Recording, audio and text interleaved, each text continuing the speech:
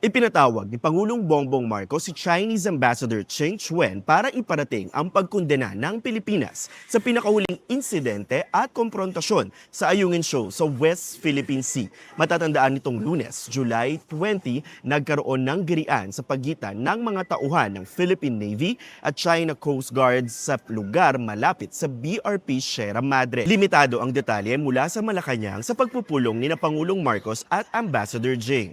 Pero ayon sa Chinese envoy, bagamat formal ang naging pagharap sa kanya ng Pangulo, nananatiling constructive pa rin ang pag-uusap.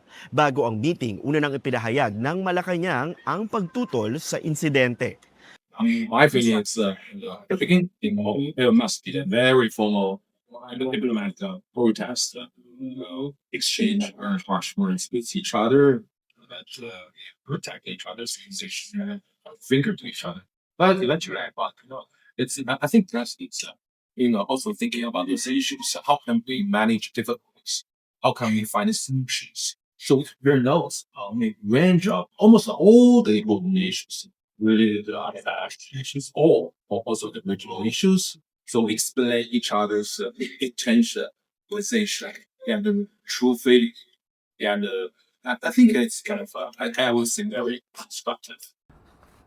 So hindi po din ninanais ng Pangulo ang ganitong mga klaseng insidente na siyang nagbibigay ng polisiya na dapat tayo ay tumugon sa mga ganitong klaseng mga insidente through a diplomatic manner. Ngayong araw nakatakdaring magpulong sina Foreign Affairs Secretary Teresa Lazaro at Chinese Foreign Minister Wang Yi. Inaasahang matatalakay ng dalawang foreign ministers ang mahalagang issue ng Manila at Beijing, kabilang na ang sigalot sa South China Sea.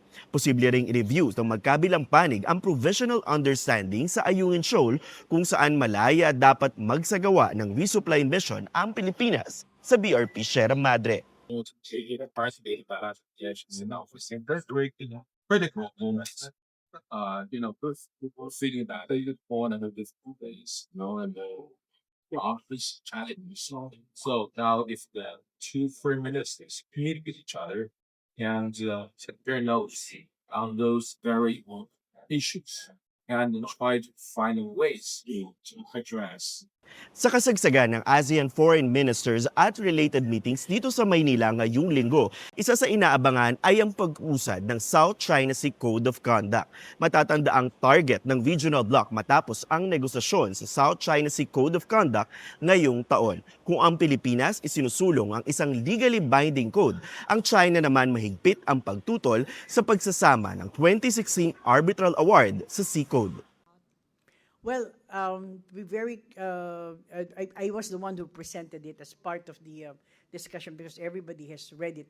It's all in the newspapers. But the foreign ministers did not respond to that position that I made because I think everything's still being discussed between the two parties. Some don't accept, the arbitration is illegal, it's void, it's not.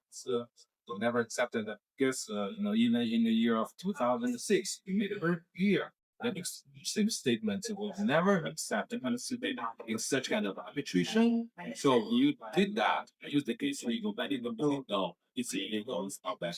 Magdaraos din ng iba't ibang pagpupulong ang ASEAN kasama ang dialogue partners nito, kabilang na ang Estados Unidos, China, Japan, India, Canada, at European Union.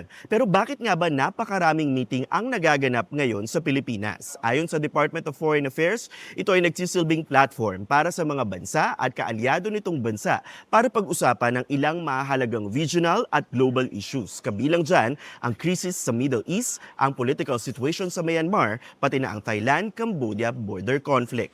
Para sa impormasyong napapanahon at on-demand mula rito sa ASEAN Media Center, Tristan Udalo, Newswatch Plus.